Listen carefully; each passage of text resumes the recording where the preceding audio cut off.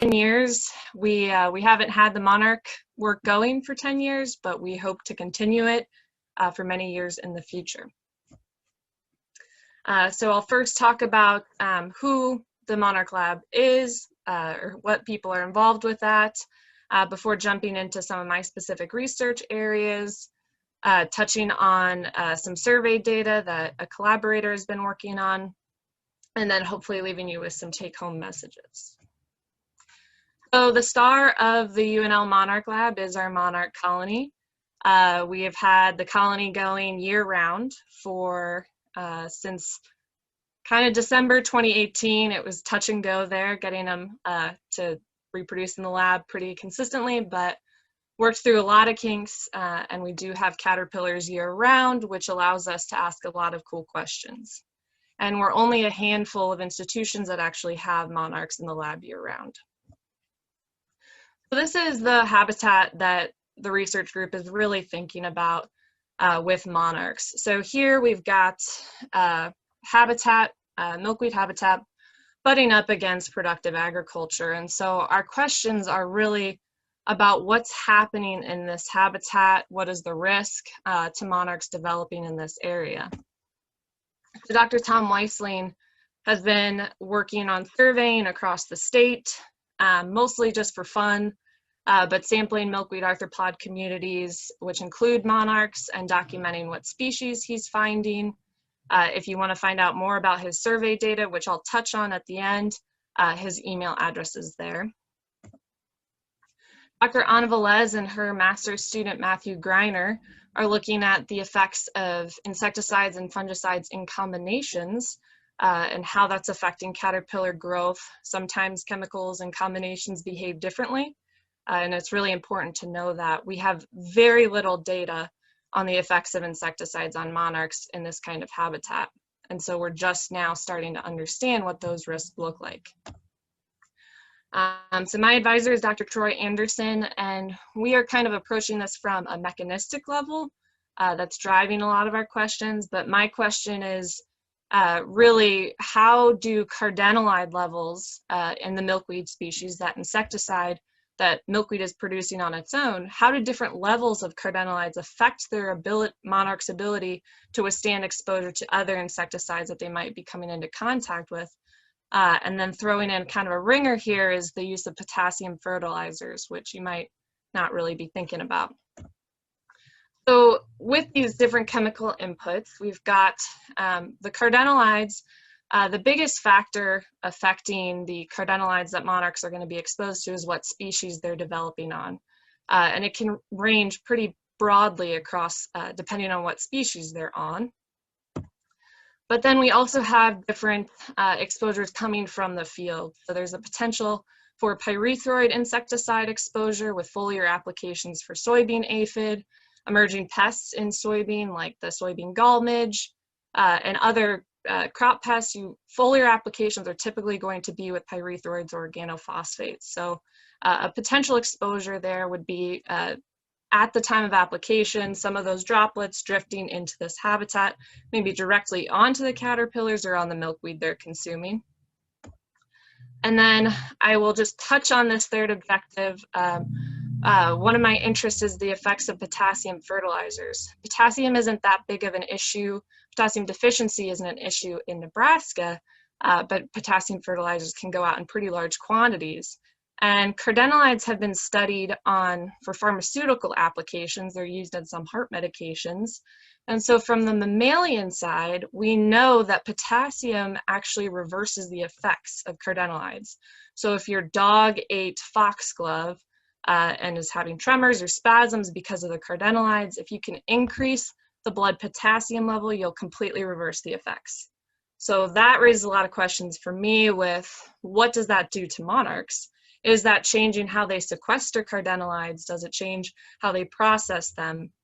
And so on. So today, for the 20-minute talk, I'm just going to focus on this combination of cardinalite exposure as well as insecticide exposure and with the pyrethroids.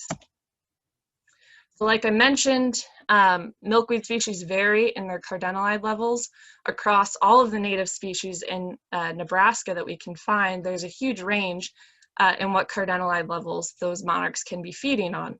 So here there's an ability to intervene at the plant level to change that exposure for monarchs if we find that there are benefits to doing so.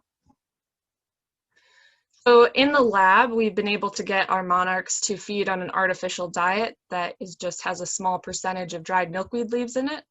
But here we can really control that exposure to those cardinalides pretty closely, because that concentration can change, like I said, across species, but within a plant, there can be a lot of variability as well.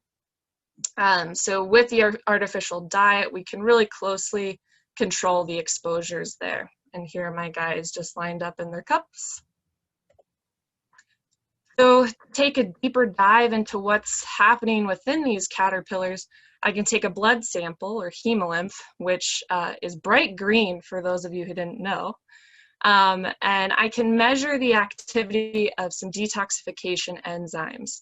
And these enzymes are like little Pac-Men. They are going to break up different chemicals that the monarchs are coming into contact with. You have esterase enzymes, monarchs have esterase enzymes. They're going to target specific chemicals and just try and get them out of the body as fast as possible. And these esterase enzymes are especially relevant for both pyrethroids and cardinalides. So they allow us to get an indication on, okay, if the caterpillar looks okay, what's really going on internally. So with the cardinalite exposure, there's a lot of different types of cardinalide chemicals, but there's only 2 that are synthesized on the market. So we were able to purchase wabane, which is a very hydrophilic cardinalide that we can, it's not actually found in milkweed, but it is a model for other hydrophilic compounds that are found in milkweed. And so here we just fed them different amounts of that cardinalide wabane in their diet at these different dose levels, and we weighed the caterpillars every day. So we put them on that diet at 3rd instar when they're a little bit hardier, easier to work with, and followed them through the development of their 5th instar, so 10 days. And we saw no difference in how they grew or their final weight compared to those that were feeding on a diet without the additional cardinalite exposure.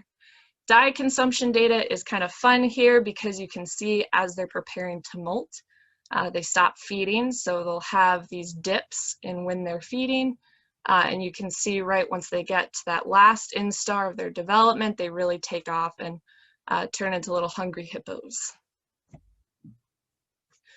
So we knew the effects of cardinalides. There weren't really many effects seen on the growth and development side. So now we needed to characterize the effects of a pyrethroid insecticide, and here I chose bifenthrin. It's a commonly used pyrethroid in Nebraska especially, so it was a good one to work with. And we can see this dose was just applied to their back, just a single droplet exposure. And I was only really interested in the 5th instar here, just for simplicity, I had to stick to 1 instar. But we could see that with their growth, at concentrations above 0.2 microgram per microliter of that bifenthrin, we're starting to have effects on caterpillars. And in terms of their diet consumption, after 24 hours after exposure, individuals at all treatment levels are feeding less. At the lowest concentration, that 0.025 microgram per microliter, it's not that much less than control individuals, but still feeding less. And at 48 hours, they seem to recover at almost all the concentrations except that highest concentration. So we have an idea of what the effects look like of bifenthrin. So what? Microgram per microliter means nothing to, I would say, most people in this audience. So we need to put it into perspective on the landscape. And the EPA ag drift model allows us to do so. So on the graph here, we have the distance from the field edge. So with this model, we can simulate an exposure, or we can simulate a foliar application of a bifenthrin product.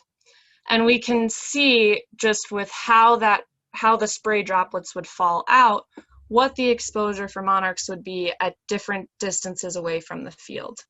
And this would be just on the downwind field edge that we can kind of think about this exposure occurring. The y-axis here is just a fancy way of saying what the dose was for the caterpillar. The red line is the LD50 that I had determined in the study that I just presented. So where are we seeing 50% of the caterpillars dying off? If you are above this red line, you are killing more than 50% of the caterpillars, of 5th instar caterpillars. If you're below it, there will be less than 50% mortality. The orange line is the lowest observed effect level. So that's kind of the trigger point of where we see effects. So if you're above that line, gonna see effects. Below it, not going to see effects. And the yellow line is indeed the concentration where we know we did not see an effect. So with an aerial application, if the pesticide was flown onto the field, higher risk with drift here. So what we see is that as you move away from the field, 24 meters out from the field, the model is saying that you would be killing more than 50% of the caterpillars. But fortunately, aerial applications are not quite as common as ground applications. So ground applications with a high boom setting are going, deposition could be higher than the LD50, out to 3 meters from the field here. But once we get to 6 meters from the field, we are no longer seeing 50% mortality. So less mortality, but maybe some effects on growth here. 12 meters from the field, we're at that threshold where we're not seeing an effect. And I just want to say that these determinations are for the 5th instar. It's a snapshot of what this risk is. It's not going to be that that distance is the end all be all. There's a lot of uncertainty here and a lot of other things that could be contributing to greater sensitivity for monarchs. With a low boom height on a ground application, that's posing the least risk of spray drift moving off the field. And so you can see we reach that no effect threshold sooner at the 6 meter distance, which is good news for monarchs. So I've started to get into the interaction of these two compounds, changing the Cardinalite exposure and exposing them to bifenthrin to see what changes with how they process that. And so there's a lot of different ways to look at this combination. And so I just have some preliminary data with this graph where we can see that feeding on that Cardinalite diet up into the 5th instar, if they were exposed to bifenthrin at the 5th instar, their last instar before pupating, if they were feeding on the Cardinalite at 0.1 microgram per microliter of bifenthrin, they actually stand a better chance at recovering. So some interesting preliminary data to follow up on, and this is at a higher Wabane or higher Cardinalite concentration. And what's most interesting, and this is kind of what's driving my research right now, is the esterase enzyme activity that I talked about. So that enzyme, once again, is key for breaking down chemicals and getting them out of the body. So the y-axis here is just how fast that enzyme is doing it, how fast that enzyme is processing chemicals and getting it out. And we can see different diet and pyrethroid exposure combinations here. So the negative control, I keep losing my mouse, the negative control is just feeding on an untreated diet. So no Cardinalites, no bifenthrin. Just in a normal caterpillar, we can expect those enzymes to be processing things at about a rate of 50. If they're exposed to a low level of bifenthrin, we don't see a real change in the activity of those enzymes. If they feed on a high Cardinalite diet, those enzymes are twice as active. So processing twice the amount of chemicals that those in the untreated diet are processing. If they are fed on a high Cardinalite diet and a low bifenthrin and are exposed to a low level of bifenthrin, that esterase enzyme is working 3 times as fast as those that were just exposed to bifenthrin on an untreated diet. So there's a potential here that a higher Cardinalite diet is going to help those individuals, those caterpillars, break down the bifenthrin that much quicker, get it out of their body. The faster they can get it out of the body, the less effect it's going to have on them. So that's kind of the premise of my work. And, you know, one cardinalite in an artificial diet is not going to be what they actually feed on in the wild. So to look at, you know, what this really means on the landscape level, I have 4 different species of milkweed growing in the greenhouse, and they range in their cardinalite concentrations here. So we have butterfly milkweed with the lowest cardinalite level at 0.07 micrograms per milligram of dry weight, and that value increases with swamp to 0.5 microgram per milligram, common at 1.5, and I've thrown tropical in here because we have it in our greenhouse and it is an example for a high cardinalite diet. I'm not suggesting that we go out and plant a bunch of tropical milkweed just before everyone starts freaking out. So from a mechanistic level, that's an interesting species for me. So thinking about, you know, the repercussions of my work and what milkweed species might be able to help monarchs around ag, I really turned to Tom's survey data that he's been conducting since 2015. These are all of the locations that he has surveyed milkweed across. And these are just spot surveys that he has had time to do when he's not teaching. But he's covered a good portion of the state. And in terms of his monarch survey results over the years, he's found monarchs across most of the state. And this is just a compilation of that. So we can see where the monarchs are and what species they're using most, so that we can get an idea of, you know, if there's a higher cardinalite milkweed species that we could be planting, are they even going to use it? Does it really matter? And so these are some of his results, just a snapshot. There's a lot of different ways to look at it and a lot more on the analysis side that he needs to do for sure. But over the 5 years, he's been able to sample 13,000 common milkweed stems, over 3,000 sand milkweed, 8,000 showy milkweed, and only 300 stems of swamp. And you can see the other number is how many monarchs he's finding, or how many monarch caterpillars he has found on these stems. So 109 on common, which gives you a percent utilization of 0.817. So he's not finding that many monarch caterpillars on the landscape, but in relation to the number of stems he's sampling, he's finding the most on sand milkweed, followed by swamp milkweed, and then showy, and followed by common milkweed last. So just some indication here of what they might prefer. 2 minutes, Annie. Perfect. So what's it all mean? In my opinion, the goal of my research, if it all panned out, everything was rainbows, we would find ways to use the monarch's biology to maximize conservation efforts and maximize the habitat that is going out and the stems going out on the landscape. If we could make use of the monarch's resistance to cardinalides and its relationship that it has with milkweed, that'd be fantastic.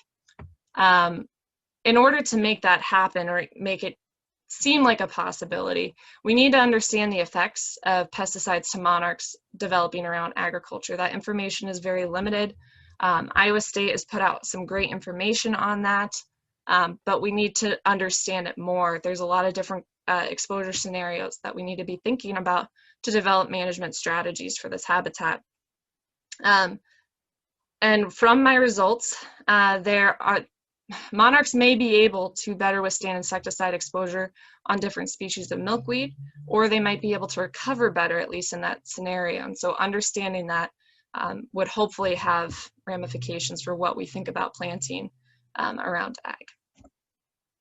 So with that, I will take any questions. There's my email address if you're interested in contacting me, or I can put you in touch with anyone else in the group if you're interested in what they're working on.